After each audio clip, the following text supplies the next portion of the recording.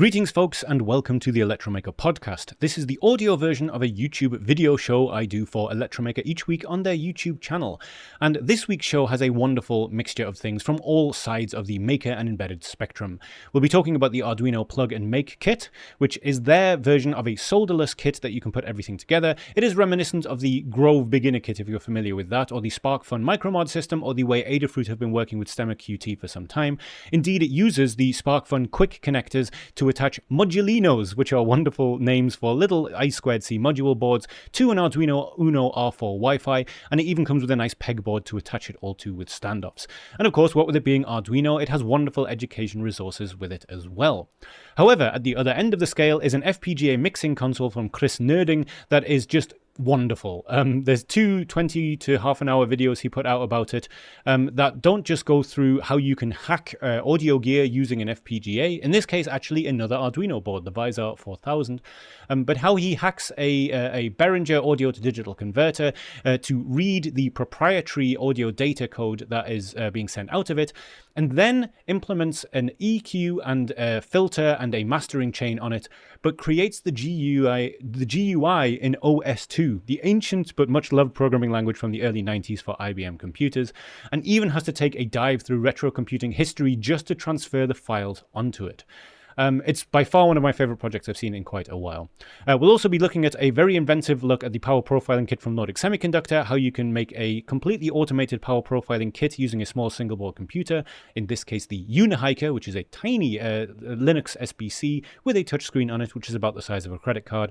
We'll be looking at a lot of other interesting things in this week's show as well. So to save the introduction getting super long, I'll just say ESP32, they're trying to crack it so that the MAC will be open, a DIY Tempest-like arcade spinner using an optical mouse, I think with all of that to get through, it's probably time to get on with the show. But before I do, just a quick reminder, the Electromaker shop, found at www.electromaker.io/shop, is how we fund this podcast and how we fund our YouTube show. There are no adverts on our podcasts. I know some people can put them in. You can leave spaces for a podcast in your local language, in your local area. We don't do any of that.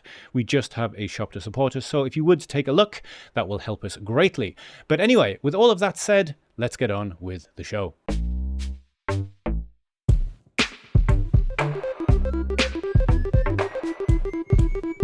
And we will begin the show by talking about the Arduino Plug and Make kit, which is Arduino's foray into the idea of a very simple development kit that requires no soldering knowledge or electronics knowledge in order to let you get started making things on the Arduino. And of course, Arduinos have had multiple ways to code them for quite a while. You've been able to do, for example, block-based coding on Arduino boards for some time. But with the newer versions of the Arduino R4 Wi-Fi and Minima, you have a powerful 32-bit processor on there. In the case of the Wi-Fi version, you also have connectivity, and the Arduino Cloud has come a long way too. This all comes together to make something that is a perfect beginner kit.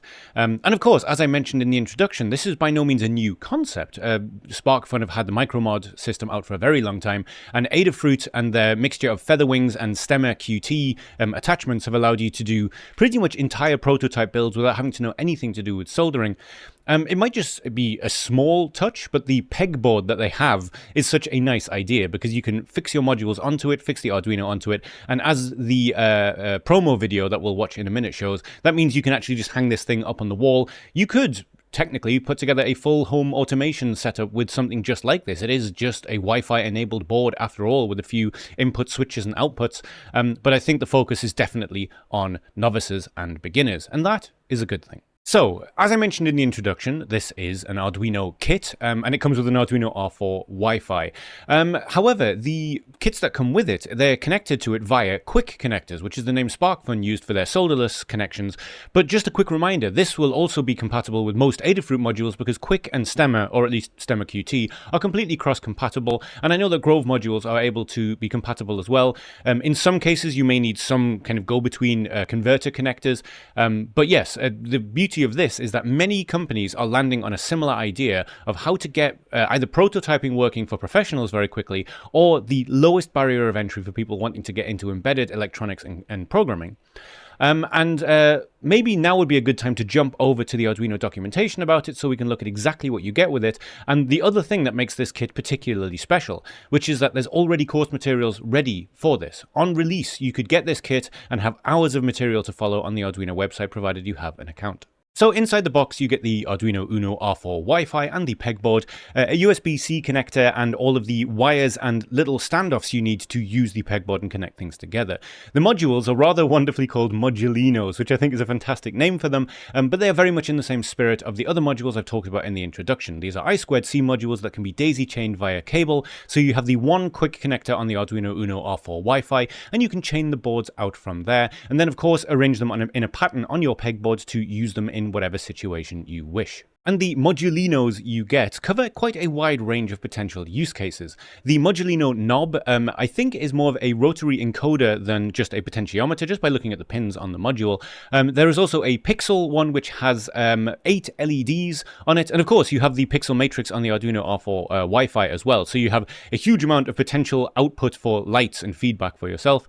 It has a distance module featuring a time of flight sensor, a movement module, which is an IMU, and I haven't looked into quite how specific that is yet, but that'll be your tilt, your roll, your movement. Buzzer for generating sounds, and anyone who's messed around with the buzzer and the Arduino tone library knows that you can actually make some quite crunchy 8-bit music through just those little buzzers if you wish. You also get a thermometer, which is temperature and humidity sensor, and one that just has 3 buttons on it, which allow you to, well, press, buttons. So that's already quite a wide range of things that you could potentially do with this kit. And one of the official examples, at least one of the examples in the video that they used to launch it, which I'll show you in just a moment, showed a weather system. They had the board hanging by the door, and it shows you if it is going to rain or not. Now, I haven't actually looked into the source code for that, but having made projects like that in the past, you can combine the fact that you have temperature and humidity sensors inside, yes, sure, so you can find your ambient temperature, but you could also call a weather API and use the LED monitor to flash, say, red if it's going to rain, and yellow if it's going to be windy, green if it's going to be a beautiful summer's day, and maybe they'll all flash at once if it's going to be another one of those insane days when it's 5 degrees hotter in this attic than anywhere else in the city of Berlin. Luckily today, I've done quite well. Look at me. I don't look as glistening as last episode. I'm aware that I looked very glistening last episode. It was hot. So in order to stop this section becoming the length of a regular show, I'm going to more or less leave it there. But what I will say is my first impressions of this kit. I haven't had my hands on it yet. You probably saw from the video a rare view of Electromaker Rich, who's not very often seen on camera, unboxing the kit. And my colleagues at Electromaker have one, and they will be making more content on it coming up in the future. My initial thoughts about it is that yes, this is a fantastic learning tool, and yes, this will make a wonderful gift. If I was going to choose a single gift to get people into this, it would be a bit of a toss-up. I think this has a wonderful form factor. I think the only other thing that comes close to it is probably the Grove beginner kit. But they're two very different things, and I would say the Arduino one probably has a lot more support and would be a lot easier in terms of tutorial materials for people to pick up. And the reason I think that is because I've been through the tutorial materials, and everything from going through everything that's in your kit and telling you what it is, down to really little details. Things like this. This is the inventory, okay? And it shows you the Arduino board, it shows you the cable, it shows you all the different modulinos. They've come up with specific icons for each one so that you can recognize them in a pinch, which is going to make writing down and actually just seeing what these things are very, very easy. Because there are, as you know, multiple things you could call every one of these things. This is a knob. It is also a rotary encoder. To someone who maybe had learnt a little bit of language about electronics but is only just on their way in, they might call it a potentiometer, which isn't correct, but it doesn't matter at that stage. However, they know that anything that has this icon is that, and it's the same for everything else here. And for example, that thing I touched on just a moment ago, the weather report, that is exactly what I thought it was actually. It uses an API to grab weather data and uses the LED screen in order to show you that data, or the pixel screen, sorry. So it shows a week-long forecast, and then you can use the knob to select a specific day of the week. And as with all things Arduino, this is a fully fleshed out tutorial with every step that you will need to get it going. And one thing that I've noticed this with almost everything that I've looked at for Arduino, at least not the Pro line stuff. If you do look down this page, you will see that every single aspect of this has a little label on it that says free content, which makes you think as you get further down, perhaps you'll have to start paying for it, but that's not the case. As far as I can tell, all of the educational materials surrounding this are free to see with a free Arduino account. I did say I was going to play the launch video in this episode. I am not going to, because that would just be extra time. I will link the original launch video for this under this video. And at this moment, I'd just like to take a quick second to say we do not put any monetization on our YouTube videos. We very rarely have any kind of sponsorship whatsoever. So if you do want to get one of these, we do have them in stock in the Electromaker store. Please ignore the fact that it currently thinks it is an Arduino Nano 33B LE Sense listing. That will be fixed by the time you see this video. So if you would like to get one of these as a gift or for yourself, do consider buying it from us. It will support the show a lot. But yes, if I had to sum this up in one sentence, this is among the best starter kits for Arduino and embedded development I've ever seen. And I think people will get a lot out of this, whether they are beginners or more advanced, just by the fact that the form factor is small. You can slot it onto your desk. You don't have to have any tools around you. And it's a very easy way to get started with ideas. I could see myself, for example, revamping my smart home setup, which is laughably weak at the minute, but using this as a sort of basis to get started with, because pretty much everything that I need is encompassed in a few buttons, switches, and a little bit of user feedback. Now we're going to move on to an FPGA project which has an incredible scope. And I say fairly often on this show that I do not have time to go into all of the details of this, and it is especially true for this one because there are so many little details in this project that are wonderful. But the short version of it is that having bought a Behringer Ultranet mixer, this is one that will take an analog sound and then spit it out as a proprietary audio format via Cat6 cable, the creator, Chris Nerding, discovered that this did not work the way he expected. But being an electrical engineer, of course, his idea was, well, let's open the box up and see what we can do. And what he actually does takes him down a journey that incorporates retro computing, one of the most amazing performances showing off a DIY build I've ever seen, and a real deep dive into audio engineering on the FPGA, which of course appeals very heavily to me, that being my main interest in the entirety of the embedded world, as it were. Now, I usually do this stuff at the end of a section, but I'm going to do it at the start because I'm going to go through all of this very quickly. Chris Nerding has a YouTube channel that you should absolutely go to and subscribe. Alongside this project, there's just a whole plethora of interesting stuff if you are interested in music and microcontrollers. He seems to be a very fully fleshed out audio engineer and electrical engineer and microcontroller programmer, FPGA programmer, retro computing programmer, as you will find in just a moment. The GitHub for this entire project is also available. It is in the description of every one of the videos we are about to look at. And the hardware being used here is a Behringer Ultranet, which is a piece of hardware that I described in the introduction, which is some audio equipment that essentially is a very fancy analog to digital converter, but it does a lot more than that. I'm not doing it justice by saying that. But to hack it, he used the MKR Vidor, the Vidor 4000, which is Arduino's FPGA-based board. This puts an FPGA on a board with a SAMD21 microcontroller as a host as well, which gives it a lot of potential functions, as you will see in the coming minutes. So this journey begins with a description of how a mixing board works, and as this little image that just faded off the screen shows, essentially you plug something in, you have a certain amount of DSP you can do to it, or analog signal processing in this case, things like EQ and aux, and then they're summed together into a master channel that goes out. And this is exactly what Chris is explaining at the start of this video. He then goes on to show the Behringer PowerPlay, which is an Ultranet device, which does the same thing, but spits it out as 6 Cat5 signals as well. It is a proprietary digital music data transfer protocol. It is very similar to AES3, and in fact that's something we discussed when we talked to Eli Hughes about his guitar project. These are kind of industry standard ways of sending music data and transferring music data around without using analog cables. Skipping ahead just a little bit, discovering that it did not work the way he expected, he gets the box open and works out quite quickly what everything does, and then uses the Arduino to start sniffing the signals from each one of the output ICs to try and make sense of the protocol. Skip forward just a little way and you have a working design. But that's not before going through and creating various blocks using Quartus Prime Lite, which is, as a non-FPGA programmer, is software I know nothing about, to essentially create a signal chain, a block of signal chains, or several signal chain blocks. Excellent sentence, Ian. In short, decoding and being able to do something with the music signal once it's been converted into the digital realm. I'm purposefully jumping over a few parts here, including how the signal is decoded and the things that are done with these separate 8 channels. It's 2 8 channels over a single Cat6 cable, but the output is done via PCM, and that gives you a full summed master track coming out. And as you're going to hear in just a moment, despite the fact that this is being hacked, decoded, and put back together using PCM, by using the right figures, despite the fact that it is technically a digital output emulating analog, you get a very clean sound. And it seems to work. Hey, it's fine. We are only outputting with a digital output to a low-pass filter, and we have clean audio output from our FPGA. And this is where the first video ends. And I know I've moved over this very quickly, but that's because the story does not end here. From here, things just get wilder in the most wonderful way. So we've got to the point where you have multiple streams of audio coming through the Arduino FPGA board. So now what to do with it? Well, one thing I didn't mention from the last video is that this Arduino board also has an ESP32 on it. It's called the Nina Wi-Fi module, but there's an ESP32 inside it. So Chris decides to use that to calculate all of the coefficients for the EQ, which is essentially a kind of filtering. And this in and of itself is very cool. You're using everything on the board. The SAMD21 controller is passing things into the FPGA. The EQ is working, the ESP32 is working out your EQ.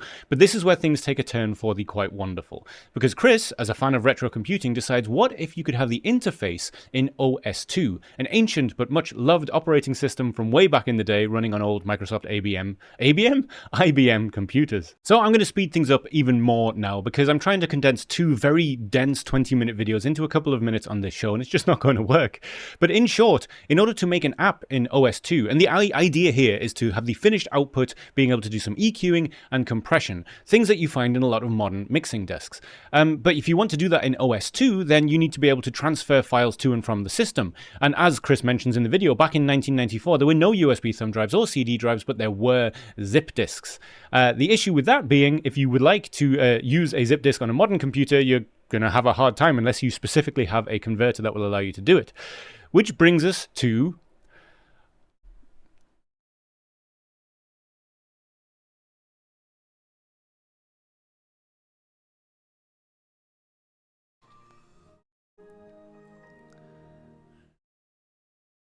necessary files.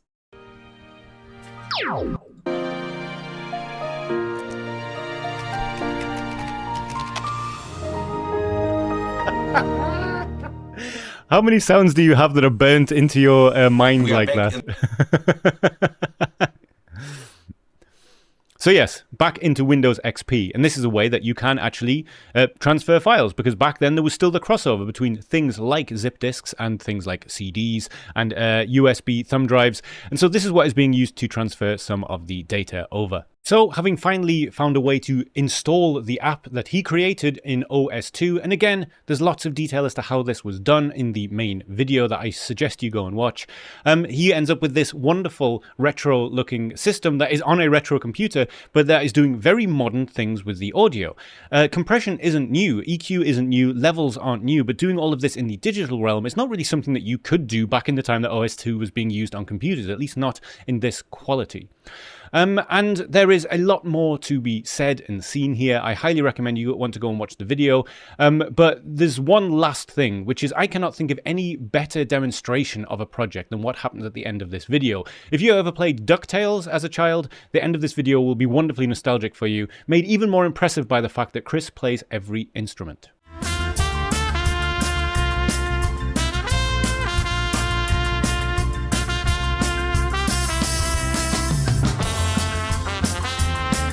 I am so very glad that this video popped up in my feed. This wasn't something I was told about, this was just one of those random encounters on YouTube, but Chris has come up with something very special here, and I think his unique blend of using very modern tools with very retro aesthetics and mixing them with a very true artistic vision, as you are seeing here, is something that will appeal to lots of folks. I'm aware that I've gone even faster than my usual enthusiastic gabble on this particular section. It's something I really have wanted to talk about on the show for a few weeks, but didn't really know how to approach it. I hope that I've managed to do this in a timely fashion and in a way that made sense. If not, I can only recommend going to Chris's YouTube channel, subscribing and watching these two videos, and of course any of the others that interest you. I really look forward to seeing where this project goes next, because I can't see him being finished with this now. He's already come so far, and I wonder if at some point in the future someone will go into Chris's studio and find themselves being mixed on an OS2 computer. It's just such a wonderful blend of the retro and the modern. I love it. So we're going to move on to a combination of two rather nice things that will end up being a very useful tool to many people. So the Power Profiling Kit 2 from Nordic Semiconductor is something we talked about several times on the show before. It is a one-stop shop for profiling the power of your project. It goes hand in hand with the new NPM fuel gauge as well. They both do subtly different things, but essentially if you're really looking for high-level profiling of your project in terms of how much current it's using, with multiple options as to how you power the project, the Power Profiling Kit is something that is very interesting. It also comes with a number of nice ways to automate it, and of course you can do that with your host main desktop computer. But with so many Linux-based single-board computers around, why not use one of those? Enter Unihiker, which is a really unique form-factored single-board computer with an edge connector on the bottom and a touchscreen, which under the hood is a Linux single-board computer. Now, I'm going to spend very little time on the Unihiker and Power Profiler and what they can do, simply because this is something we've done before. Robin put out a Product of the Week video some time ago about the Unihiker, and you can see just how small it is by how large it is in his hand. People talk about credit card-sized single-board computers. This really is that, with a touchscreen on top of it, and as I said, it has that edge connector and a few Grove/Stemmer/Quick/Modulino compatible plug-in sockets on the side as well. I'll also not waste too much time talking about the Power Profiling Kit. I gave a quick introduction to it in the start of this section, and if you'd like to find out more, I'll link the official Nordic Semiconductor page for it there. Now, the thing I want to talk about is this project from CE Tech 11 on the Electromaker website, which combines the two of these things using an unofficial Python API in order to get it working and to really get down into a very small form factor way of profiling whatever you are doing. So, working in reverse, this is the final output of this project. It is a little temperature and humidity sensor which is plugged straight into the Power Profiling Kit, which is being controlled in turn by the Unihiker and feeding data back to it, showing it in real time on the screen. Now, a quick point here. I believe, I could have this wrong, but I believe the way the DHT11 works is it actually sends digital signals out. This isn't a way to measure the temperature. This is a way of actually measuring how much current the sensor is using in the circuit. As far as I understand, if I have that wrong, please do let me know in the comments how and why I have it wrong. But the project is basically how to get up and running to do this with any Linux computer. The project covers where to get the Python API for it and how to use it with Mind Plus on Unihiker. Mind Plus being their all-in-one IDE for block-based programming and coding. It's a great learning tool, but of course you could do this using any other toolchain of your choice. You could VS Code, whatever. You're essentially installing a Python library. And the PPK is attached to the single-board computer via USB.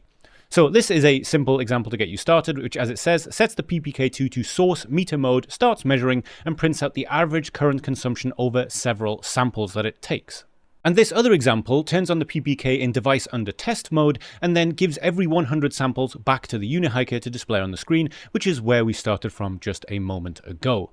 Now, this is a couple of basic examples, and it's using a very specific single-board computer, but there's no reason why you couldn't extend this to almost anything. My immediate thought was if you didn't have a Unihiker, but you did have a Raspberry Pi Zero, even one of the original ones, you could probably get this thing running at quite a clip and have something which is a similar form factor in size, although of course you'd have to work out your own screen for outputting the data. And since this is just Python now and you're in Codeland, you could do absolutely anything with this. You could be gathering data and sending it to a database, you could be gathering data and sending it to an online API. You could be doing multiple things with it, which allows you to essentially have a fully modular, fully programmable power profiling source absolutely anywhere. Now, if you would like to find out more, there will of course be a link to this in the description of the video, along with the original video about the Unihiker, the Power Profiling Kit, and it would be remiss of me to say we do actually stock both the Power Profiling Kit and the Unihiker, although at the current time only the Unihiker is in stock. We are waiting for more of the Power Profiling Kit Mark IIs. It turns out they are in fact rather popular, and I am not surprised whatsoever. It's a very useful bit of kit.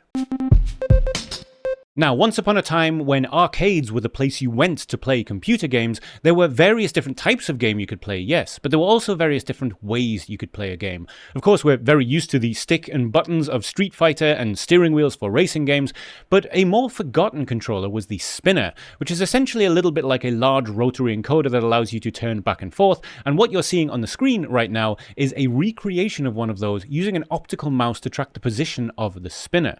It's a wonderful creation by Jester88 and one I saw on the Hackaday blog, and I'm not going to go into too much detail because I don't need to. It's a wonderfully simple implementation of an old idea using newer technology, which is of course something that we really love deeply here on the Electromaker Show. As always, I will link the Hackaday article where I first saw this in the description of the video, and the first link you find in the Hackaday article is through to the instructables from the creator, Jester88.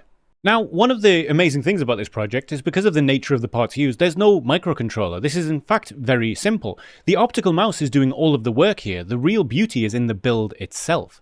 Because by taking apart the optical mouse and then shaving off a little bit of the board in order to make it fit, he was able to then rewire it. So all of the mouse buttons, including the scroll wheel, are rewired. You have to wire all of those up for this particular mouse for the mouse to function. So then you're left with a broken out mouse board with a lens that would usually point down to the table, and when you move the mouse, it detects that movement and then reflects it on the screen. And the way that this actually all comes together and works, well, these are all the buttons being added, but the real joy of it here is you have a bearing and you have that knob fitting into the bearing, and then in order to actually watch it going round, they painted the drum because the white surface doesn't work particularly well, and so they've roughed it up so that it's like a rougher surface of a desk so that the optical mouse can actually see when the thing is turning or not. And once you have this going, you essentially have a mouse in a different form factor, which depending on what emulator you're using means it will just work straight out of the box. And as you're seeing, this is using the spinner with MAME right here. I am going to keep it this brief. There's not much more to say other than this is simple but wonderful, and the beauty is absolutely in the build and the implementation. I'm really glad I saw this, and it gives me a lot of really interesting ideas as well. Really long-time viewers of the show will know that for a while I experimented with making a completely custom handheld piece of hardware for video editing, which involved a spinner for moving backwards and forwards through various different things. Seeing this approach makes me wonder whether there are other ways I could incorporate actual normal hardware, like say, for example, the board from a keyboard, and make use of that instead. It's something that is a very interesting prospect, and yeah, just simplicity coming out with something wonderful like this always appeals to me, which is why I thought it would appeal to you as well. We're going to move on to an attempt to open up the ESP32 MAC. Now, the ESP32 is a much-loved controller for pretty much everybody. It's very powerful, it has Wi-Fi and Bluetooth on it, but the firmware for how the Wi-Fi and Bluetooth work is closed source. And while Espressif have been very good and given many ways that you can work with it, where there is closed-sourced firmware, there will be someone that wants to open it up and create an open-sourced version by reverse engineering it. And Jasper Devriker, whose name I hope I'm not mispronouncing, is one of those people. Now, this is one of those times when I would suggest maybe if you have an e-reader or a Kindle, downloading all of these and sticking it on there. I have only gone through the very first part of this so far. I've taken a glance at all of the rest of it, and a lot of it is very much over my head, but it is very interesting, and it has been my evening reading for what time I have had to do that recently. But I will leave a link to this particular page that gathers everything together. The first two parts of it are actually on a different blog, and essentially, if you want to get a taste for what this is like and whether you will like to read it, reading the first part of part one is a very good way to do it. It says more or less what I've just said. It's a very popular microcontroller known for its low price and very useful features.